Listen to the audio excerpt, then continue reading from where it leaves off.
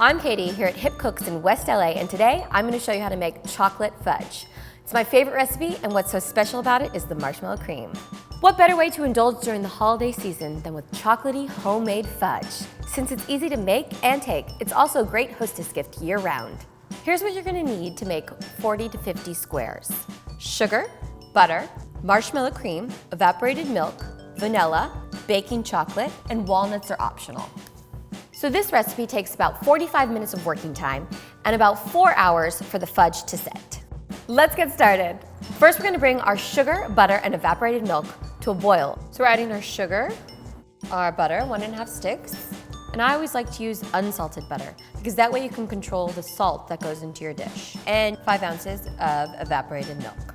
Combine all these ingredients in a 3-quart heavy saucepan and stir continuously. Keep stirring on medium heat until your candy thermometer reaches 234 degrees Fahrenheit.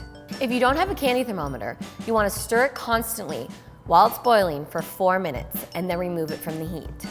Off the heat, we're going to stir in the chopped chocolate and the marshmallow cream. So we're using semi-sweet chocolate here. You want to make sure that you don't use milk chocolate because it's going to make your fudge too sweet. It doesn't have to be finely chopped, it can be chunky. We just want it to melt quickly. Now we're gonna add a whole jar of Jet Puff marshmallow cream.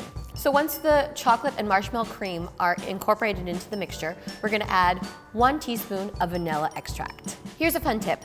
To change up the flavor of the fudge, use different extracts. You could stir in rum extract to give it a nice truffle essence, or you could stir in orange extract to make it real citrusy, or even peppermint extract to give the chocolate a nice minty touch.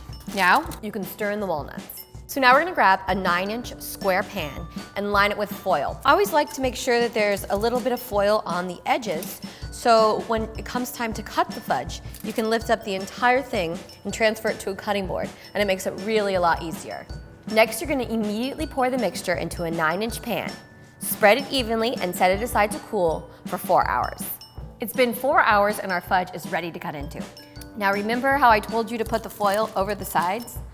Watch this. You are going to be amazed at how easy this is. Now we can cut into squares. You want to make them about 1 inch, but don't worry about being too precise. It looks so good. I cannot wait to dig in. I make this recipe every year and it always tastes as good as I remember it. This fudge was definitely worth the wait. And now you see why I love using Jet Puff's recipe every year. This is delicious. We'll see you next time on YumSugar TV.